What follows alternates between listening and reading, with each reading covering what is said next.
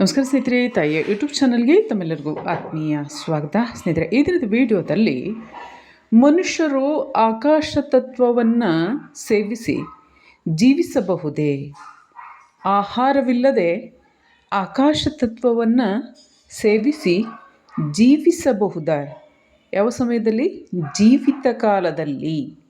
ಮನುಷ್ಯನ ಜೀವಿತ ಕಾಲದ ಸಂದರ್ಭದಲ್ಲಿ, ಸಾಮಾನ್ಯ ಜೀವನ ನಡೆಸುವ ಸಮಯದಲ್ಲಿ ಆಕಾಶ ತತ್ವವನ್ನು ಸೇವನೆಯನ್ನು ಮಾಡಿ ಆಹಾರವಿಲ್ಲದೆ ದೇಹದ ಪಾಲನೆ ಪೋಷಣೆಯೊಂದಿಗೆ ಸಹಜ ಜೀವನ ನಡೆಸಬಹುದೇ ಎಂಬುದನ್ನು ಈ ವಿಡಿಯೋದಲ್ಲಿ ನೋಡೋಣ.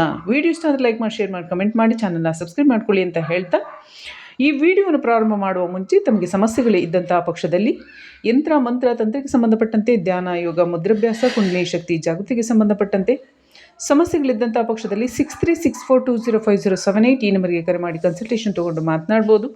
ಜಾತಕ ಪರಿಶೀಲನೆ, ಹಸ್ತ ಪರಿಶೀಲನೆ ಮಾಡಿಸ್ಬೋದು. ಹಾಗೆಯೇ ಅಂಕ ಸಾಮುದ್ರಿಕ ಶಾಸ್ತ್ರದ ಪರಿಶೀಲನೆ ಕೂಡ ಮಾಡಿಸ್ಬೋದು. ಯಂತ್ರ ರಚನೆಗಳನ್ನು ಕೂಡ ಮಾಡಿಸ್ಬೋದು. ಅನುಕೂಲಕ್ಕೋಸ್ಕರ ಸಮಸ್ಯೆ ನಿವಾರಣೆಗೆ, ಮನೆಗೆ ದಿಗ್ಬಂಧನ ಆಗಿರ್ಬೋದು, ನಿಮ್ಗಾಗಿರ್ಬೋದು, ಸಮಸ್ಯೆಗಳಿದ್ದರೆ ಅಂಥ ಸಮಸ್ಯೆಗಳ ನಿವಾರಣೆಗೆ ಯಂತ್ರಗಳ ರಚನೆಯನ್ನು ಮಾಡಿಸ್ಕೋಬೋದು.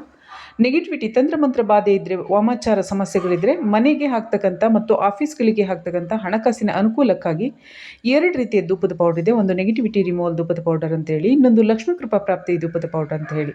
ಹಾಗೆ ದೇಹದಲ್ಲಿ ಆತ್ಮಗಳ ಸಮಸ್ಯೆ ಬಾಧೆಗಳಿದ್ದಂತಹ ಪಕ್ಷದಲ್ಲಿ 2 ರೀತಿಯಾಗಿ ಆಯಿಲ್ ಲಭ್ಯ ಇದೆ. ದೇಹಕ್ಕೆ ಹಚ್ಚೋದು ಬೇರೆ, ತಲೆಗೆ ಹಚ್ಚೋದು ಬೇರೆ. ಈಗ ಹೇಳಿದಂಥ ನಂಬರ್ಗೆ 6364205078 ಈ ನಂಬರ್ಗೆ ಕರೆ ಮಾಡಿ ಆರ್ಡರ್ ಮಾಡ್ಬೋದು. ವಾಟ್ಸಪ್ ಮೂಲಕ ಆರ್ಡರ್ ಮಾಡಲು ವಿಷಯಗಳನ್ನು ಕೂಡ ತಿಳಿಬೋದು. ಈಗ ವಿಡಿಯೋದ ವಿಚಾರಕ್ಕೆ ಬರೋಣ. ನೇರ ಭೇಟಿಗೆ ಅವಕಾಶ ಇರೋದಿಲ್ಲ, ಕರೆ ಮೂಲಕ ಮಾತನಾಡಲಿಕ್ಕೆ ಅವಕಾಶ ಇರುತ್ತೆ. ಅನ್ಯಥ ಕರೆಗಳನ್ನು ಮಾಡದಿರಿ. ಅವಶ್ಯಕತೆ ಇದ್ದಂಥ ಪಕ್ಷದಲ್ಲಿ ಸಮಸ್ಯೆಗಳಿದ್ದರೆ ಒಂದು ಕನ್ಸಲ್ಟೇಷನ್ ತೊಗೊಂಡು ಮಾತನಾಡ್ಬೋದು. ಈಗ ವಿಡಿಯೋನ ಪ್ರಾರಂಭ ಮಾಡೋಣ. ಯಾವೊಬ್ಬ ಮನುಷ್ಯರೇ ಆಗಲಿ ಆಹಾರವಿಲ್ಲದೆ ಈ ಪಂಚತತ್ವದ ಶರೀರದ ಪಾಲನೆ ಪೋಷಣೆಯನ್ನು ಮಾಡಿಕೊಳ್ಳಲು ಸಾಧ್ಯ ಇಲ್ಲ. ಏಕೆಂದರೆ ಯಾವ ತತ್ವಗಳಿಂದ ದೇಹ ಅಂದರೆ ಈ ಜೀವಾತ್ಮ ಏನಿದೆ, ಈ ದೇಹ ಎಂಬತಕ್ಕಂಥ ಹೊದಿಕೆಯನ್ನು ಏನು ಹೊಂದಿದೆ ಅಂದರೆ ಧಾರಣೆಯನ್ನು ಮಾಡಿಕೊಂಡಿದೆ, ಇದಕ್ಕೆ ಮ್ಯಾಚಿಂಗ್ ಆಗ್ತಕ್ಕಂತಹ ಸೆಲ್ಸ್ಗಳ ಸೇವನೆಯನ್ನು ಅದು ಮಾಡಿಯೇ ಬದುಕೋದು. ಅಂದರೆ ಮ್ಯಾಚಿಂಗ್ ಸೆಲ್ಸ್ ಅಂದರೆ ಏನು? ಈಗ ನಾವು ತರಕಾರಿಗಳಾಗಿರ್ಬೋದು, ಹಣ್ಣುಗಳಾಗಿರ್ಬೋದು, ಸೊಪ್ಪಾಗಿರ್ಬೋದು, ಇದೆಲ್ಲವೂ ಕೂಡ ಲಿವಿಂಗ್ ಥಿಂಗ್ಸ್. ಹಣ್ಣು, ತರಕಾರಿ, ಹಾಗೆಯೇ ಸೊಪ್ಪು ಅಥವಾ ಕಾಳುಗಳು ಇತ್ಯಾದಿ, ಇನ್ನೇನು ತರಕಾರಿನಲ್ಲಿ ಅದು ಕೂಡ ಬರುತ್ತೆ. ಇವುಗಳೆಲ್ಲವನ್ನು ಏನು ಮಾಡ್ತೇವೆ? ನಾವು ಬೆಳೀತೇವೆ ಅಂದರೆ ಸಸ್ಯಗಳ ಮೂಲಕ. ಸಸ್ಯಗಳು ಲಿವಿಂಗ್ ಥಿಂಗ್ಸ್ ಅಂದರೆ ಜೀವಿಸ್ತಕ್ಕಂತಹ ಅಂಶಗಳು, ಜೀವಿಸ್ತಕ್ಕಂತಹ ಸಂತತಿ. ಜೀವಿಸ್ತವೆ ಅಂದರೆ ಅವು ಸೆಲ್ಸ್ಗಳು. ಈಗ ಮನುಷ್ಯರು ಕೂಡ ಬದುಕಿರ್ತಾರೆ, ಮನುಷ್ಯರು ಕೂಡ ಜೀವಿಸ್ತಾರೆ. ಹಾಗೆಯೇ ಹಣ್ಣು, ಹೂವು, ತರಕಾರಿಗಳಾಗಿರೋದು ಪ್ರತಿಯೊಂದು ಈ ಸಸ್ಯ ಸಂಪತ್ತು ಏನಿದೆ ಅದರಲ್ಲಿ ಉತ್ಪನ್ನವಾಗ್ತಕ್ಕಂಥ ಹಣ್ಣುಗಳು, ತರಕಾರಿ, ಧಾನ್ಯಗಳು ಹಾಗೆ ಸೊಪ್ಪನ್ನು ನಾವು ಸೇವನೆ ಮಾಡುವ ಮೂಲಕ ಅಂದರೆ ಮ್ಯಾಚಿಂಗ್ ಈ ಪಂಚತತ್ವದ ದೇಹ ಏನಿದೆ, ಭೂತತ್ವ, ಜಲತತ್ವ, ಈ ಭೂಮಿಯಿಂದನೇ ಬಂದಿತ್ತು. ಹಾಗಾಗಿ ಭೂಮಿಯಲ್ಲಿ ಬೆಳೆದಂತಹ ಆಹಾರ ಧಾನ್ಯಗಳನ್ನು, ಆಹಾರವನ್ನು, ತರಕಾರಿಯನ್ನು ನಾವು ಸೇವನೆಯನ್ನು ಮಾಡಿದ್ರೆ ಮಾತ್ರ ಈ ದೇಹದ ಪಾಲನೆ ಪೋಷಣೆಯನ್ನು ಮಾಡಿಕೊಂಡು ಜೀವಿಸಲು ಸಾಧ್ಯ. ಅಂದರೆ ಮ್ಯಾಚಿಂಗ್. ಇದಕ್ಕೆ ಬದಲಾಗಿ ಕಲ್ಲು ತಿನ್ನಿ ಆಗೋದಿಲ್ಲ, ಏಕೆಂದರೆ ನೀವು ಕಲ್ಲಿಂದ ರಚನೆ ಆಗಿಲ್ಲ.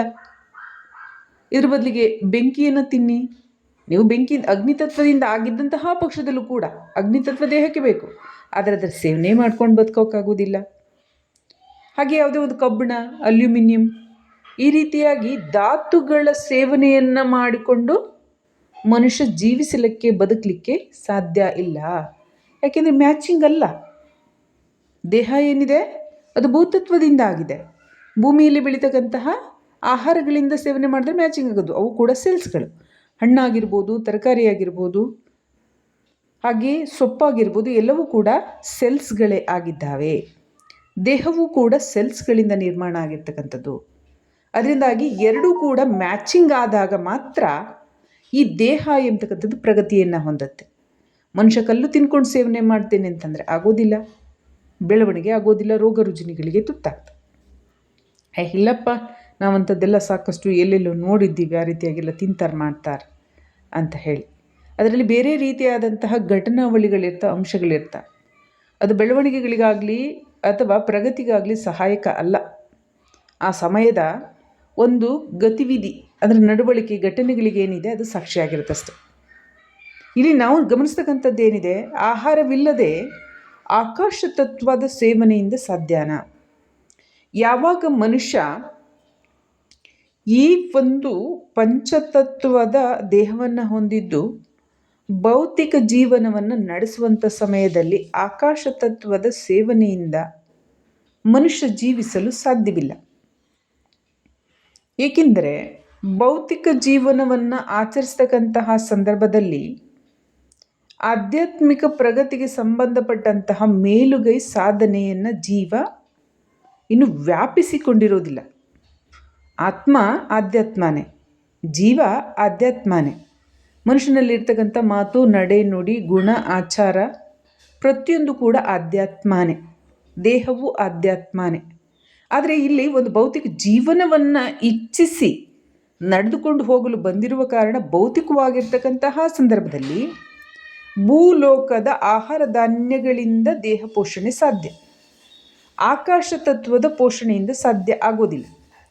ಯಾವಾಗ ಮನುಷ್ಯ ಈ ಸಂಸಾರ ಜೀವನ ಅಥವಾ ಏನಾದರೂ ಕಲಿತಕ್ಕಂಥದ್ದು ಅಥವಾ ಯಾವುದೋ ಒಂದು ಕರ್ಮಫಲಗಳನ್ನು ಕಳೆದುಕೊಳ್ತಕ್ಕಂಥದ್ದು ಇಂಥ ಆಚರಣೆಯಲ್ಲಿ ಜೀವ ತೊಡಗಿದ್ದಾಗ ಜೀವಕ್ಕೆ ಭೂಲೋಕದ ಅಂದರೆ ಭೂಮಿಯ ಆಹಾರ ಧಾನ್ಯಗಳೇ ಬೇಕು ದೇಹದ ಪೋಷಣೆ.